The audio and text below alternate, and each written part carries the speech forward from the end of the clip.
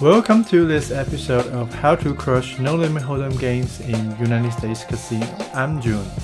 Today we're going to Bellagio, and this is the second episode. If you haven't watched the first episode, please click the link. There are many good hands here, and let's go fishing now.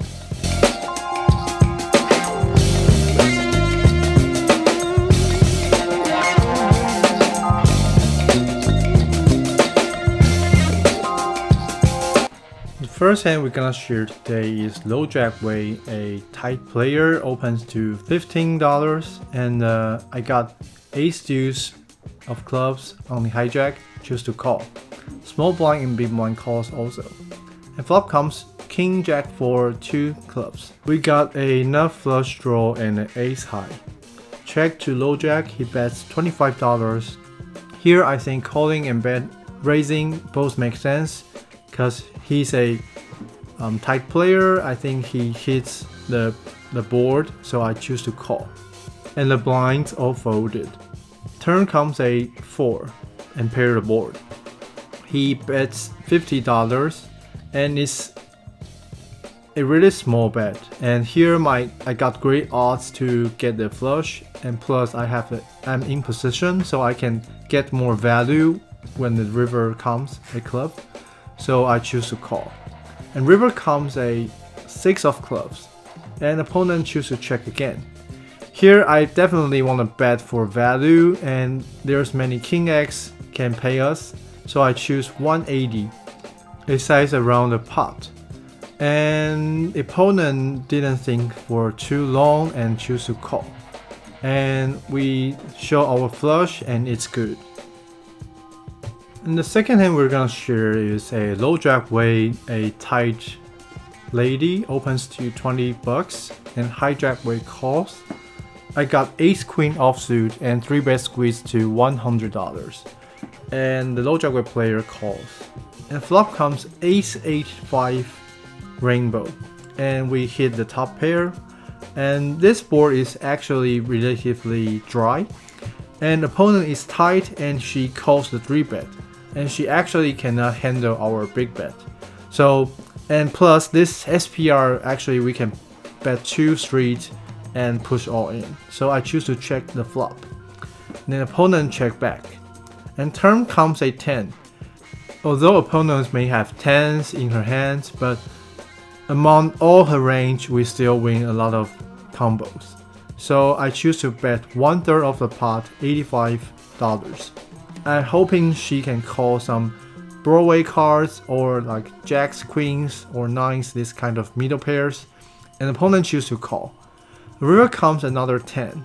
It's a perfect river, and on one side, the AX 2 pair opponent may have the feet are counterfeited, and at the same time, there's less combo of 10s in opponent's hands. Now we basically have the nuts. Opponent may have jacks, queens, this kind of middle pairs are kept. So considering this tight lady is folding the whole session, may have been want to hero call some hands. So I choose to push all in around a pot size bet.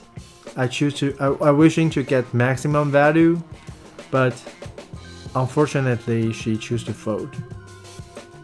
And the third hand is I got 3-4 diamonds on the big blind, and a regular player, very aggressive player. He opens to $15 on the cutoff. I choose to call. The flop comes 8-7 deuce rainbow. I check to him, he bets $15. Here I think both of our range are really wide, and I think 8-7 deuce this flop is favoring us. So I also got a backdoor flush and backdoor straight draw, so I choose to check raise to $15. He chooses to call. Turn comes a 6 of spade. I got a gut shot 5, and here I think we're definitely gonna bet again, because we can still represent all the sets and 2 pairs and even 9-10 straight here. So I bet $100, and opponents think for a while and choose to call. River comes a jack of clubs, and it didn't change much. So I decided to represent our strong ranges. So I bet $250. An opponent keeps saying 9-10, 9-10, 9-10 and folded finally. We took down this pot. And after this hand we talked about this spot and opponent tells me he folded ace-8 suited, which is really interesting. We can see on the solver and on the spot of cutoff versus big blinds on the flop a7 deuce, big blind facing half pot bet. Actually we should fold 40% of our range, and the calling range would be some bottom pairs, middle pair, top pairs and straight draws. And the raising range, actually we shouldn't have that much. We should have only 13% of our hands, and mostly they're sets and two pairs. And the bluffing range would have straight draws and have some 6 or 9 and backdoors combos, such as a6 or king9 suited. Here we can see if the turn is 6 of spade, 65% of big blind range would be keep betting. In combos like a6, ace-8 would choose to check. And if river is jack of clubs, we can see that checking and betting should have the same frequency, and the bluffing range would be combos have 1-10 because we block the nuts 9-10 of straight. And very interesting, we can also look at the bluff catching range of cutoff. If we're going to the river, except straight and two pairs and trips, and cutoff would tend to use jack of top pairs to as a bluff catching more than aces, kings or queens, this kind of overpairs. I think this has also something to do with the blocker effect. The next hand I got ace-3 of diamonds on the bottom.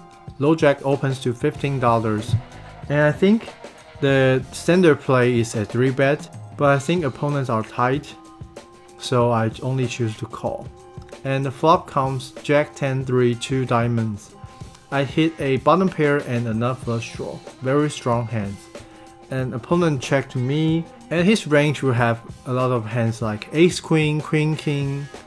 Although they're not hitting, but still got great equity, so I choose to bet $30, trying to deny some equity of them. But opponent choose to check raise to $90. And we got very strong hands, so I choose to call. Turn comes a 9 of spade.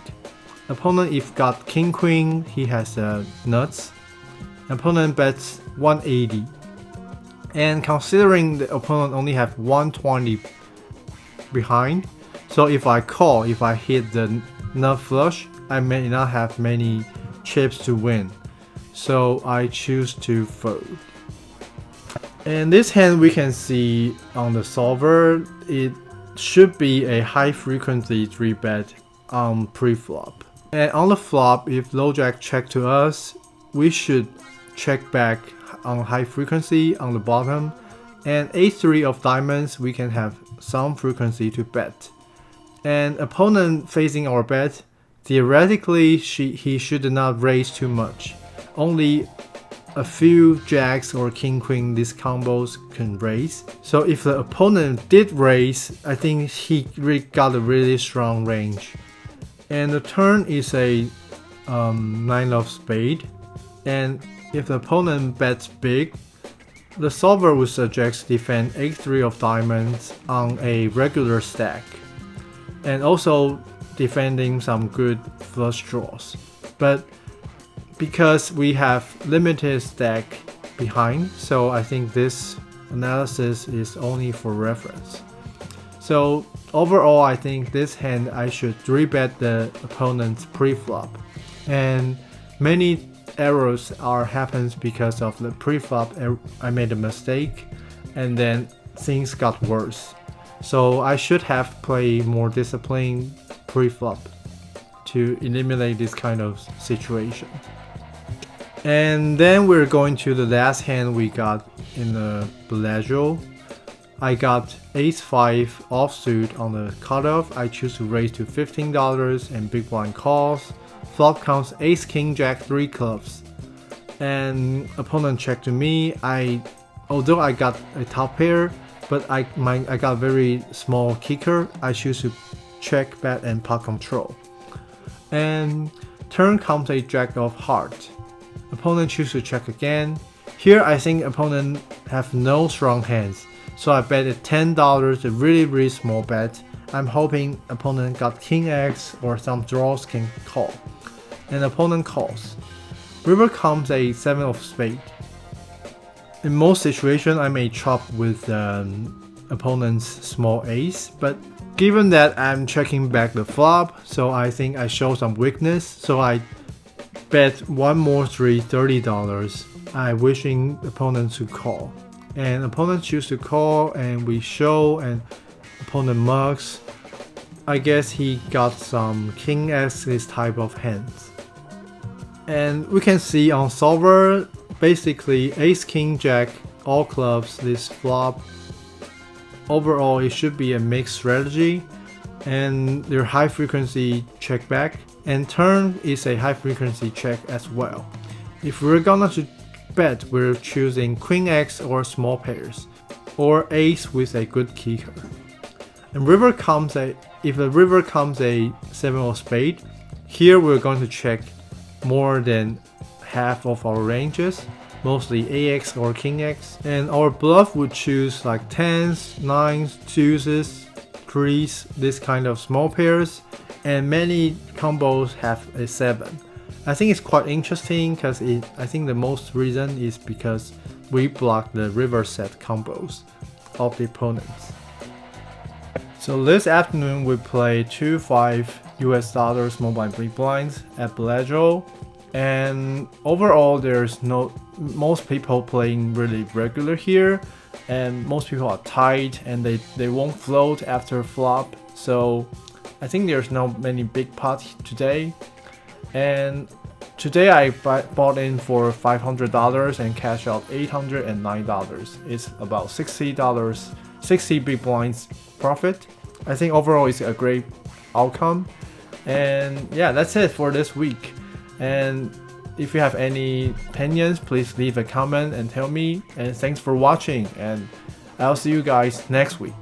Then it's your chance to be ruthless.